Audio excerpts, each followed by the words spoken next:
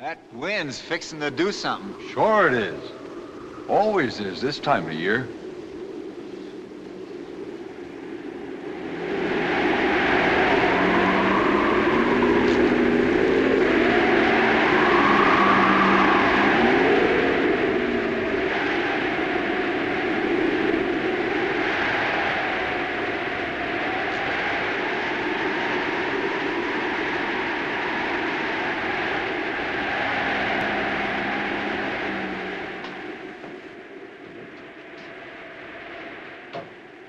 Ma? Pa? Ma? Ain't nobody here. Something's happened. You got a match?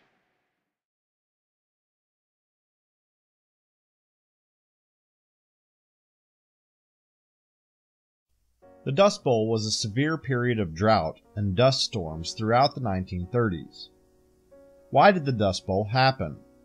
How severe was the damage? The earliest explorers to the Great Plains region of North America determined that the area was unsuitable for agriculture. The territory even became known as the Great American Desert because the lack of trees and water made the region relatively unattractive for settlement. However, in the decades following the Civil War, farmers began to settle the region and cultivate the fields under the long-held but mistaken belief that rain will follow the plow. In the first 3 decades of the 1900s, there were significant and continuous advances in farming technology, including better tractors, mechanized plowing, combines, and more. From 1900 to 1920, the amount of farmland in the Plains region doubled, and from 1925 to 1930, the amount of cultivated land tripled. However, farmers of the era used practices which deprived the soil of its nutrients and increased the possibility of erosion. The heavy plowing had eliminated the natural grasses of the prairie that held the soil in place and maintained moisture.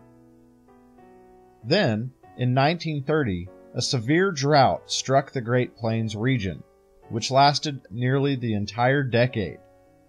The regions affected most by this drought were the panhandles of Texas and Oklahoma, western Kansas, and a large portion of Colorado and New Mexico. The more than 1 million acres that was affected became collectively known as the Dust Bowl. As the drought grew worse, the topsoil turned to dust and blew away. The blowing dust generated enormous dust storms that reached as far east as Washington, D.C. The dust storms became known as black blizzards. During the decade of the 1930s, the Dust Bowl region received anywhere from 15 to 25% less precipitation than normal. For a region that only sees about 20 inches of rain a year, this means that some areas were receiving as little as 15 inches of rain in 1 year. In some years, even less than that. As the decade wore on, and the severity of the Dust Bowl increased, efforts were made to correct the conditions. The Civilian Conservation Corps planted more than 200 million trees from Texas to Canada in an attempt to block the wind and hold the soil in place. Farmers were also instructed in soil conservation techniques such as crop rotation, contour plowing, and terracing. In some cases, the government even paid farmers $1 an acre to practice one of these conservation techniques.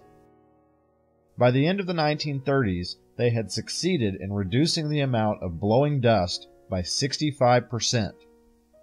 By the time rainfall returned to normal levels, nearly 75% of the topsoil had been blown away in some areas. It would be years before the region recovered completely.